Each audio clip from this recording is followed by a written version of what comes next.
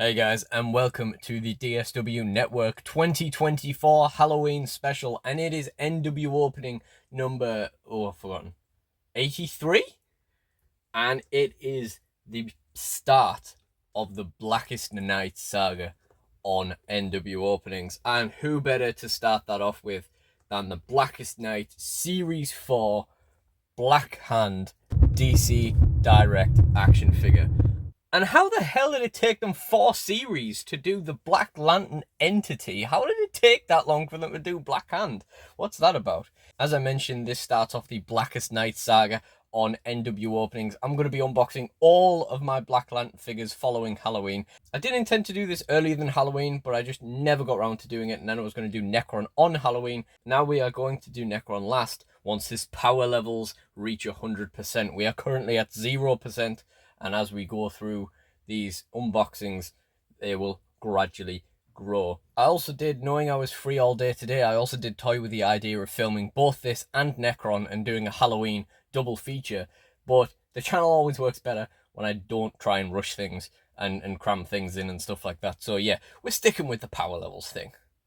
Now, I was gonna settle for just getting the original Green Lantern series Black Hand figure of, the regular original William Hand.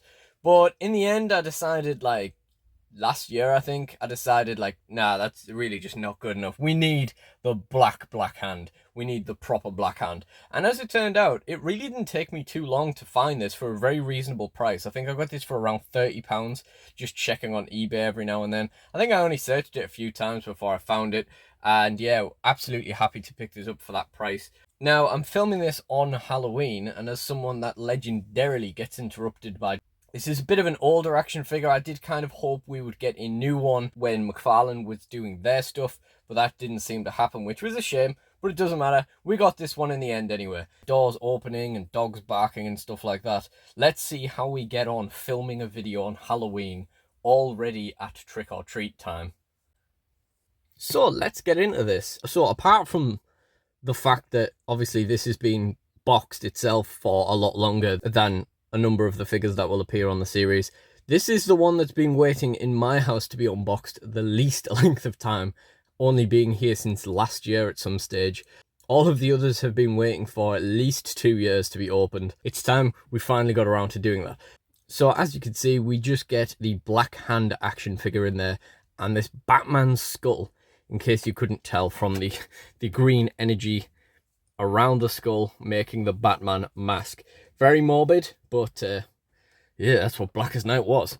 Now, this is a really interesting figure. I do have a few criticisms of this along the way, but we'll get into those as we go along, of course. As I mentioned, this Blackest Night Series 4 DC Direct action figure. We got the Black Hand sticker on the front there. Just blister packaging, of course, and then the rest of the wave, we have The Dead Shall Rise. The rest of the wave is Black Lantern Wonder Woman, which I still need to get. That's like my top priority for the collection right now. We got the Kyle Rayner, which is kind of interesting because, of course, we got a Kyle Rayner in the Black Lantern wave of DC Multiverse as well. We got Black Hand, of course, and finally we got Firestorm, Black Lantern Firestorm. Now, this is, one of my favourite Black Lantern characters. I was really glad McFarlane redid this one. I probably prefer the McFarlane one. This one is really cool, though. I have been tempted to get both. My main priority is getting the Wonder Woman there. And we can also see on the back a list of other waves. So we've got Black Lantern Earth 2 Superman, Alpha Lantern Boudica, Blue Lantern Saint Walker, Red Lantern Atrocitus, Black Lantern Martian Manhunter, still need to get, Green Lantern John Stewart, Indigo, Sinestro Corps Crib, Black Lantern Aquaman, we do have that coming up, Aricia, Star Sapphire, La Fleas, the Orange Lantern with Glomulus, and coming soon, well, a long time ago, Black Lantern Series 5, Hawkman, we still need to get that, Batman, we don't need to get that anymore, thank you McFarlane, Black Lantern Necron, thank you McFarlane, and we got Black Lantern Deadman on the end there. Still need to get that. But that's not a great figure. It's more of a statue. It's posed and comes with like a stand. But it kind of works because it's Deadman, so he just sort of floats around anyway. We can see everyone who sculpted each of these action figures on the back as well. Each figure features multiple points of articulation, each figure sold separately. We got the DC Direct and on all the legal jargon on the bottom as well. And nothing really around the shell itself, just the blister packaging itself. So I say we get into this and, yeah, crack on. This is the first blister packaged figure I've ever opened on the channel, so hopefully this isn't going to be too much of a faff on. We'll find that out as we go along. It is a bit of a shame because I do like the backing card, but again, it is just blister packaging, so you know, you destroy it. You want in, you destroy it. So yeah, we're gonna just try and cut. Yeah, we're just gonna cut in and go for it. Oh. Just gonna cut down the back length. See if we can just peel off that bottom bit. Oh, that's cool. It's like a little fold over. Oh, there's like a little magazine as well on the inside, which I've cut the top of it. But yeah, we can see the back there. You can see the dead man. He doesn't have moving legs. You can see the Batman, very creepy, but I probably prefer the new one. We got this, I like to call this the Iron Maiden Necron figure because it looks so much like Eddie. We got the Hawkman, which I still need to get. Martian Manhunter, of course. That Crib is horrifying. I mean, Crib is a pretty terrifying character, but yeah. And of course, as I say, we've cut off the top of the thing, so we can't really see Aquaman, etc. up there, but it doesn't really matter. Anyway, oh, one thing I completely forgot about is the stand. It's kind of hidden away behind Black Hand there. That's a really, really cool feature. So we're gonna just try and rip this. Yep, that's come off nice and easily. And we're going to dig this out. Ooh. Interesting smell in the box. Very plasticky. I come from a HeroClix background. It's where like my comic book knowledge and fondness comes from. And this really smells like when you just get a box of new HeroClix and chuck them all in a tub, and when you open the tub after a while, yeah, just a really strong plastic smell.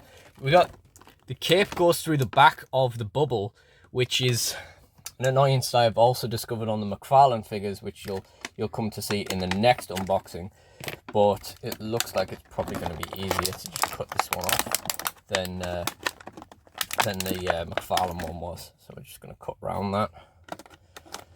And then I somehow need to get under this cape to get this. Oh yeah, the tag. I could just reach behind the cape and undo the tag. Yeah, it's a little bit of a slow process, but it's all right. That's why we edit our videos. Okay, cool. So we just slide that out very gently. William Hand of Earth, rise. Try not to catch the cape too much on the jagged edges of that bubble. I'll get rid of that. Get Batman's skull out, throw that away. Okay. Not standing up too straight. Maybe I need to put him on the base. Honestly, right, first criticism is the legs. They don't even look straight. They don't look like they come to the same. There's only hip and knee articulation, so it's not as if there's an awful lot of stuff that can be out of place. But if you literally just look at the ankles, you could see like this one kind of leans off to the left and that one just goes straight down, so they're not exactly straight. So I'm just going to put on the Black Lantern stand that comes with it. These are really cool. These are really nice. Now that's one criticism I have of the McFarlane figures, one of which I've unboxed already, is the stand that comes with them.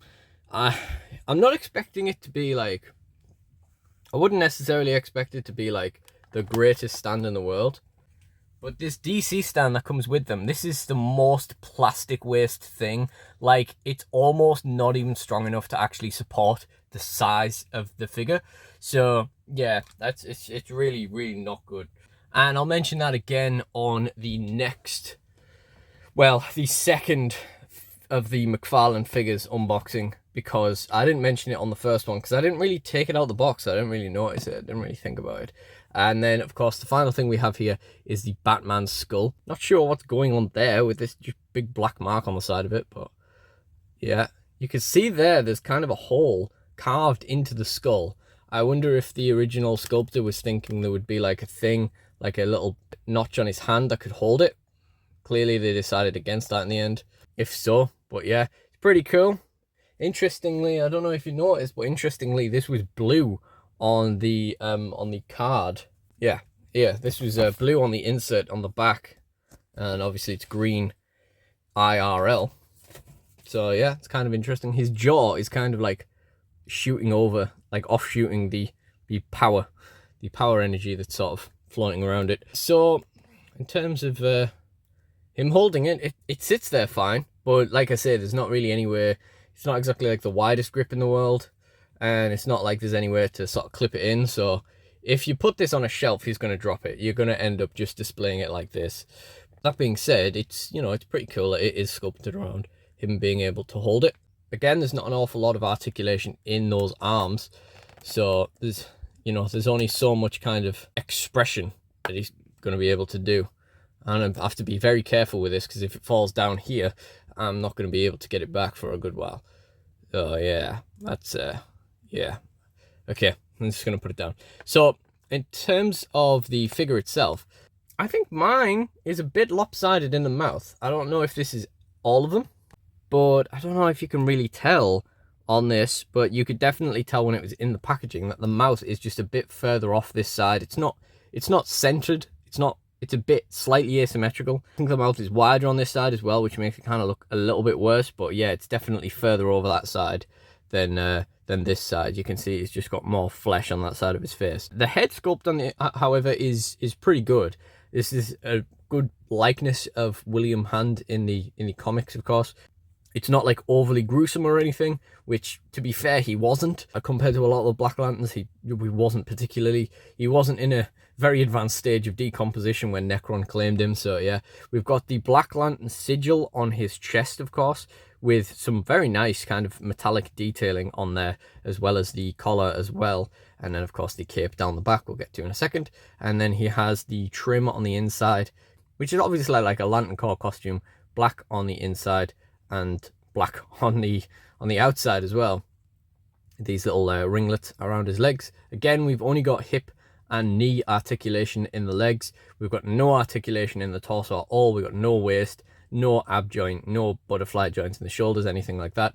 These figures are old at the end of the day, and they show their age. But if you want these characters, you kind of have to. Basically, these lot are going to be being used for display for the time being, and I hope in the future that I will do some animations with it, and hopefully they will be perfectly fine for that. I'm not planning anything like overly strenuous or anything.